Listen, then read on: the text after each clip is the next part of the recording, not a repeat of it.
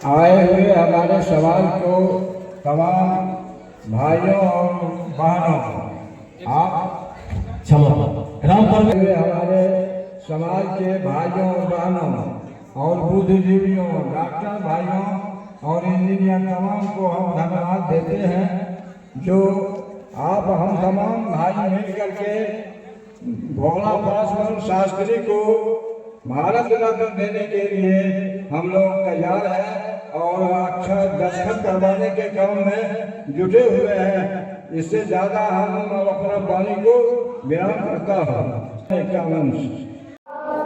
Sir, आज का जो आपका कार्यक्रम है, इस कार्यक्रम का उद्देश्य क्या है सर?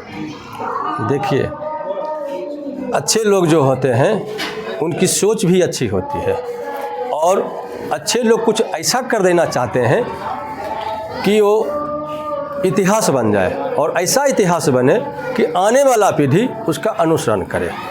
और आज आप देख रहे हैं कि इसी कड़ी में आज हिंदी तिथि के अनुसार स्वामी दयानंद सरस्वती जी का जन्मोत्सव है। आर्य समाज के वो संस्थापक थे और जातिवाद खत्म करने के लिए, आडंबर खत्म करने के लिए, छुआछूत खत्म करने के लिए, स्त्री को सही सम्मान मिलने के लिए और शिक्षा का स्तर ऊंचा होने के लिए, देश गुलामी के जंजीर में जकड़े हुए थे तो उस कड़ी में गुलामी से आज़ाद दिलाने के लिए स्वामी दयानंद सरस्वती जी ने एक मुहिम छेड़ा और सत्यार्थ प्रकाश ग्रंथ का भी उन्होंने रचना किया।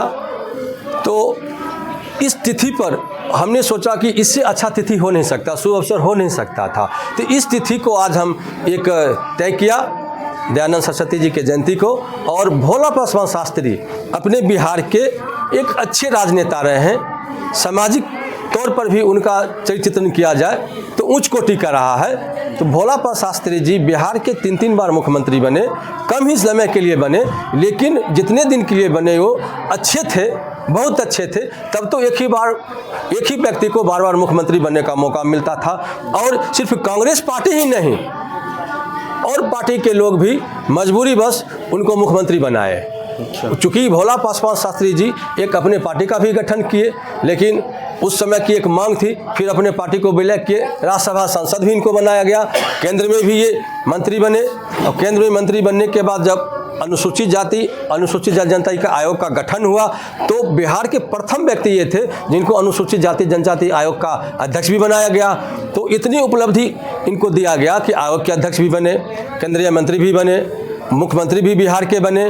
और इतना ही नहीं, जिस समय लोग हिंदी सही से नहीं पढ़ पाता था, बोल नहीं पाता था, लोग के पास साधन नहीं था, लेकिन इनमें इतनी बड़ी प्रतिभा थी, इतनी बड़ी एक शक्ति कहा जाए अर्जित किए। ये काशी विश्वविद्यापीठ बनारस गए और वहाँ से संस्कृत की शिक्षा लिए।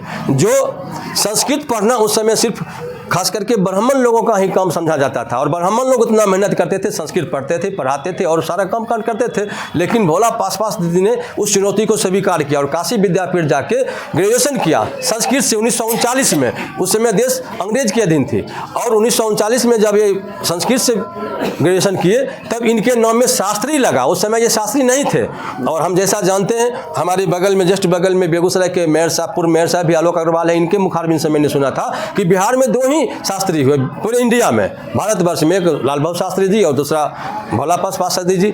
और भोला पासवान शास्त्री जी जब इतनी उपलब्धि हासिल किए तो इनके बारे में बताया जाता है कि पेड़ के नीचे ये अपना कार्यकाल चलाते थे और इतनी बड़ी सादगीपूर्ण जीवन जिए कि मरणोपरांत इनके घर वाले के पास कुछ नहीं था खर्च करने के लिए श्राद्ध कर्म पर। तो वहाँ के पूर्णिया जिला के तत्कालीन कलेक्टर साहब ने इनका अपने कोष से, सरकारी कोष से, चूँकि मुख्यमंत्री थे तो श्राद्ध करवाए। तो बहुत सारी इनमें खूबियाँ रही, अच्छी खूबियाँ रही और सादगीपूर्ण जीवन जीवन, इनको कोई लालच वगैरह रहा नहीं है कि भारत रत्न देना चाहिए। तो कहने का मतलब है कि भारत में अच्छे लोगों को मिला है, जैसे कर्पूरी ठाकुर जी को मिला है, अभी खेल के क्षेत्र में सचिन तेंदुलकर जी को भी शायद मिला है, आडवाणी जी को मिला है, तो बहुत सारे लोगों को, अम्बेडकर साहब को भी मिला है, जो कि ये कहा जाता है कि अनुसूचित जातियों और जनजातियों का ये मसीहा है। तो भोला पासवान शास्त्री जी भी इसी कड़ी में किसी से कम नहीं है। इनको भी भारत रत्न सम्मान मिलना चाहिए। लेकिन राजनीति षड्यंत्र के तहत इनके नामों को, इनके कृतियों को बक्सा में बंद कर दिया गया। तो इसीलिए आज देख रहे हैं कि पासवान समाज के ही लोग यहाँ नहीं आए हैं, सभी समाज के लोग हैं, ब्राह्मण समाज से लोग हैं, राजपूत समाज से हैं, अग्रवाल समाज से हैं, मैंने कई समाज के लोग हैं जो समाज को चला रहे हैं। उसके जिला अध्यक्ष सभी लोगों का अब एक मांग है कि भोला पासवान शास्त्री जी को भी भारत रत्न सम्मान मिलना चाहिए और इसकी आवाज़ माननीय प्रधानमंत्री तक, महामहिम राष्ट्रपति महोदय तक भी पहुंचनी चाहिए और भारत रत्न सम्मान इनको भोला पासवान शास्त्री जी को मिलना चाहिए। मेरा नाम है डॉक्टर सुधीर पासवान जी और मैं भोला पासवान शास्त्री और रामविलास पासवान के नाम पर एक मंच बना है, भोपासा अरापा करके आप देख रहे हैं, अम्बेडकर समरसता, इसमें समरसता भी नाम दिया गया फाउंडेशन है, इसका मैं राष्ट्रीय अध्यक्ष हूँ। क्या कहना चाहेंगे आज का कार्यक्रम जो है आपका जो है भारत रत्न की मांग के लेकर जो है आप लोग यहाँ आए, तो क्या लगता है भारत रत्न से सम्मानित किया जाए भोला पासवान को? भोला पासवान शास्त्री जी एक अजीम शख्सियत थे, इनकी आवाम में काफ़ी रुतबा है, मुअज़्ज़म है, ये आवाम के नदीम और हमदम, हमराही और हमसफ़र हैं। ये कहा जाता है कि जब वो मुख्यमंत्री का शपथ ग्रहण ले रहे थे तो उनकी पत्नी ज़मींदारों के खेतों में करौनी कर रही थी। ऐसा शख्सियत जब एक बार शपथ ग्रहण मुख्यमंत्री, तो पूरे दुनिया के पेपर ने छापा था इनको कि एक ऐसे गरीब घर के आए हैं, मुख्यमंत्री बने हैं, जो सबसे निचले पाँति के व्यक्ति हैं। इनको मैं एहतराम करते हुए खैर मकदम करता हूँ, इबादत करता हूँ और अभिनंदन करता हूँ। अपना परिचय बता दीजिए। मेरा नाम ब्रह्मदेव आनंद पासवान, पूर्व सांसद राज्यसभा। कहना चाहते हैं सर, आज का कार्यक्रम जो है आपका भारत रत्न मांग की है, क्या कहना चाहेंगे सर? भोला पासवान शास्त्री जो हमारे बिहार के 3 बार मुख्यमंत्री रह चुके हैं, केंद्रीय मंत्री भी रह चुके हैं और अपने जीवन काल में उन्होंने न कोई बंगला अर्जित किया, न मोटर गाड़ी अर्जित किया, रिक्शा से, साइकिल से जाते थे और वृक्ष के नीचे ये अपना मुख्यमंत्री का कार्य चलाते थे और अब पूरा जीवन इनका सादगी और ईमानदारी का था और इन्होंने कोई भी बंगला गाड़ी कोई कुछ अर्जित नहीं किया। इनके परिवार जो अभी वारिस बचे हुए हैं, 1 कट्ठा ज़मीन भी उनके पास नहीं है और वो उनके जो वारिस हैं मनरेगा में मजदूरी का काम करते हैं। तो ऐसा पुरुष जो समाज के लिए जिया, अपने लिए नहीं जिया, तो इनको ज़रूर से मिलना चाहिए, भारत रत्न मिलना चाहिए। कर्पूरी ठाकुर जो समाज के लिए जिए, अपने लिए नहीं जिए, उनको मिला तो इनको क्यों नहीं? इसीलिए भोला पासवान को मिलना चाहिए, अवश्य मिलना चाहिए। अपना परिचय बता दीजिए। मैं आलोक कुमार अग्रवाल, पूर्व मेयर नगर निगम बेगूसराय।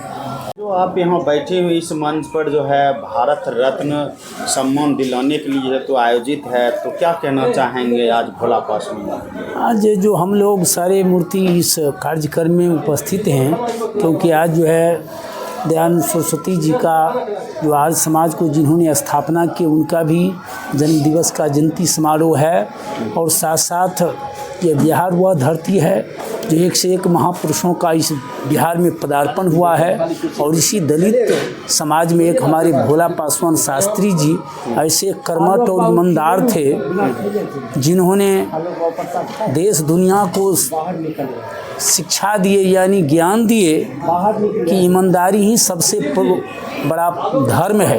क्योंकि उतने मसीहा रहते हुए गरीबी अवस्था में उनको अकाउंट में 5 रुपया बैलेंस भी नहीं था।